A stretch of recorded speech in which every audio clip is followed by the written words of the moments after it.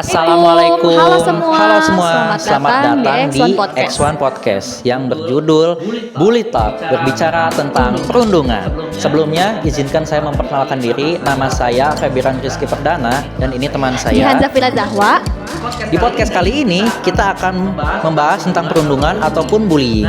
Nah, daripada memperpanjang durasi, mending kita mulai sekarang. Oh iya, sebelum kita masuk ke topik, mungkin ada gitu ya dari kalian yang gak tahu arti perundungan atau bullying gitu.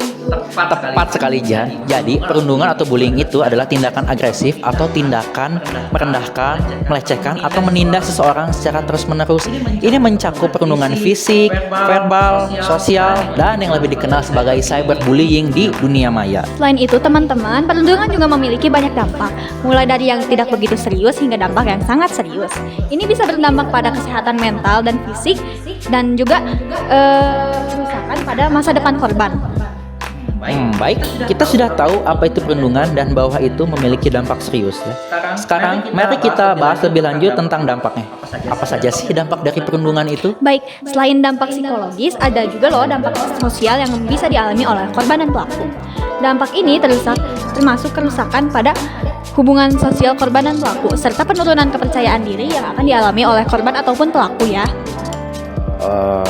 Lalu bagaimana dengan dampak sosial yang dialami oleh pelaku perundungan tuh? Pelaku perundungan biasanya mengalami isolasi sosial, kurangnya empati, dampak hukum, kehilangan kepercayaan diri, kesulitan membangun hubungan sosial yang sehat, dan mungkin juga merasa nyesel gitu ya di masa depan. Wah, itu berarti emang benar-benar serius ya. Dampak perundungan itu mempengaruhi semua pihak yang terlibat.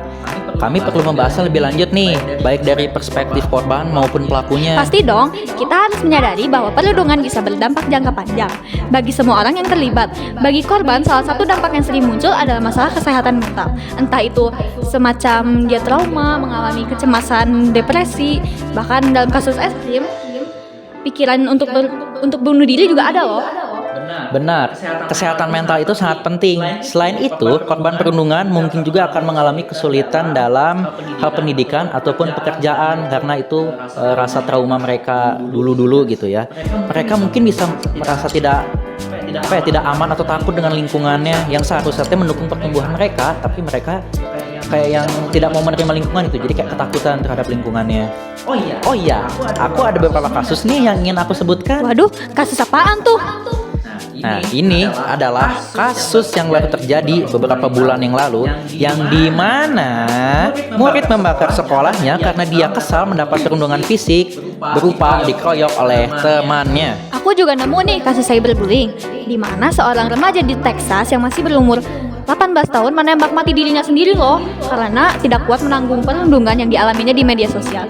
Jadi dia itu dirundungnya dengan cara dikirim pesan-pesan teks yang kayak istilahnya kayak meneror gitu deh teman-teman. Wah, sungguh mengerikan sekali itu. Remaja masih berumur 18 tahun loh, masa depannya masih panjang banget padahal. Wah, berarti perundungan ini dampaknya sangat serius. Bahkan yang ekstrim ini sampai kematian dong. Iya, emang perundungan itu sangat berdampak serius loh teman-teman. Jadi dari kasus-kasus yang udah kita sebutin tadi, kita emang harus cari solusi nih, gimana cara mengatasi perundungan. Tepat sekali. Salah satu solusinya adalah memberikan pendidikan dan edukasi tentang bahaya perundungan, meningkatkan rasa empati dan simpati terhadap korban, dan mempromosikan persahabatan tanpa memandang perbedaan. Nah, sebenarnya ada yang bikin aku penasaran nih. Wow, apa tuh? Jadi, faktor apa saja yang menyebabkan seseorang untuk membuli orang lain dan melakukan tindakan kekerasan? Nah, faktor utama yang paling sering terjadi nih ya, yang karena adanya ketidakseimbangan kekuasaan. Jadi para pembuli itu merasa dirinya lebih kuat dan hebat daripada orang lain. Jadi dia itu nganggap orang lain itu seperti keroco gitu, atau kayak lebih lemah dari dia pokoknya. Jadi ya dia dalam hal merasa kekuatan. lebih tinggi gitu ya. Ya, faktornya itu rata-rata yang orang ngebully itu pasti tubuhnya itu lebih tinggi dari korban, karena itu dia ingin menunjukkan kekuasaan dia. Aduh, ada-ada aja ya. Kalau begini berarti peran orang tua dan peran guru itu sangat penting dong. Ya wajib, peran guru dan orang tua itu sangat dibutuhkan karena mereka berperan penting dalam mendukung anak-anak mereka. Mereka harus mendengarkan, memberi dukungan, dukungan emosional, dan jika perlu mencari bantuan dari profesional yang benar-benar mengerti cara mengendalikan emosi anak-anak. Oh iya, kamu punya nggak sih cerita inspiratif yang mungkin bisa dijadiin pelajaran yang berharga dari kasus-kasus perundungan ini? Ada sih, tapi ya ini kejadiannya juga udah waktu aku perundung juga udah lama banget sih. Jadi gini, dulu itu aku mengalami perundungan verbal dan fisik. Jadi aku tuh selalu mendapat perundungan verbal berupa hinaan dan ejekan, dan ada juga bentuk fisiknya yaitu berupa pukulan. Aku benar-benar waktu itu sangat frustasi dan tidak tahu lagi harus bagaimana cara menghadapi ini semua.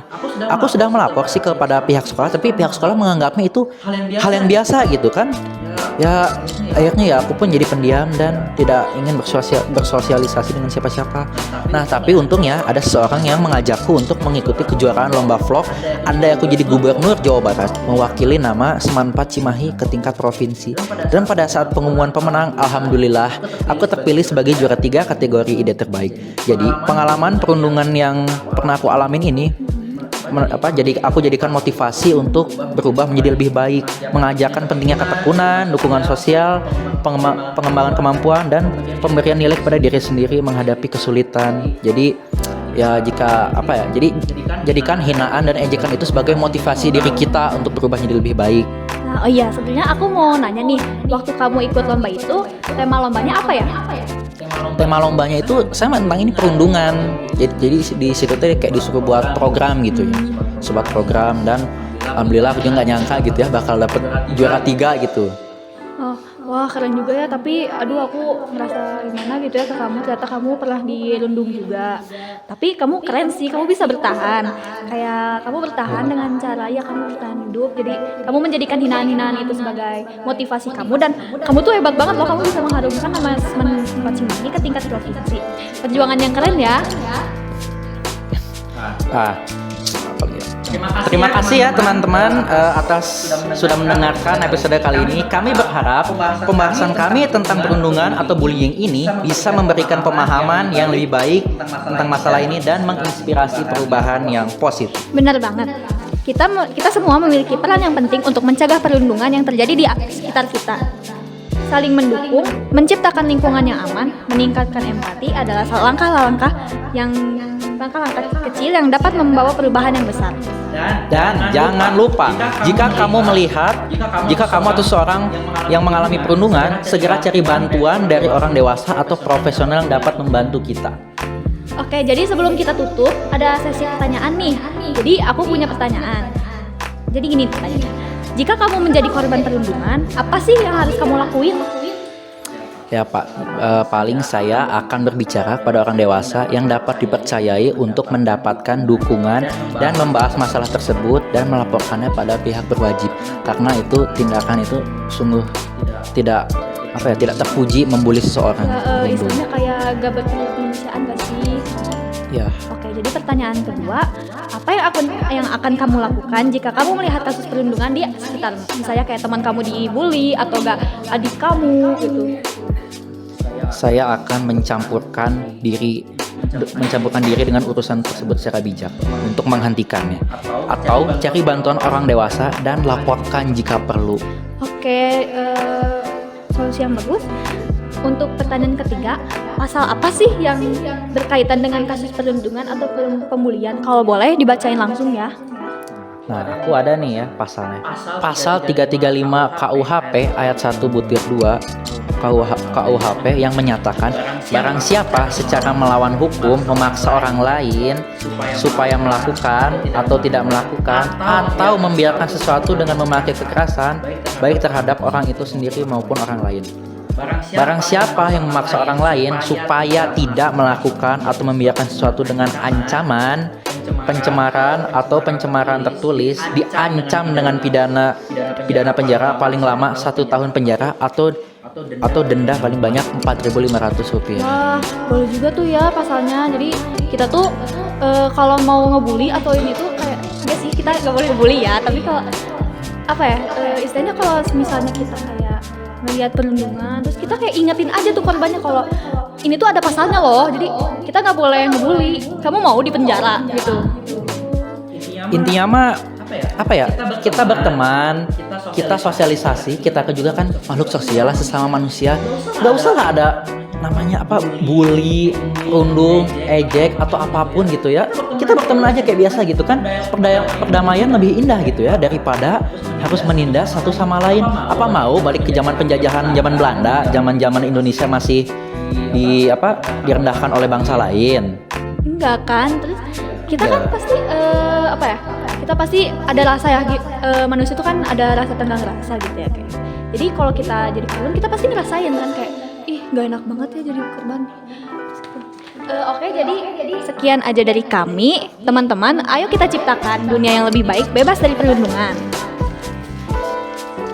Ya oke, segini aja sih episode podcast dari 10.1 ini ya. Aku harap podcast yang kita sampaikan ini dapat menginspirasi penonton-penonton setiap podcast ini dan mencegah bullying di sekitar kita ya. Ya oke, sampai sini aja. Wassalamualaikum warahmatullahi wabarakatuh.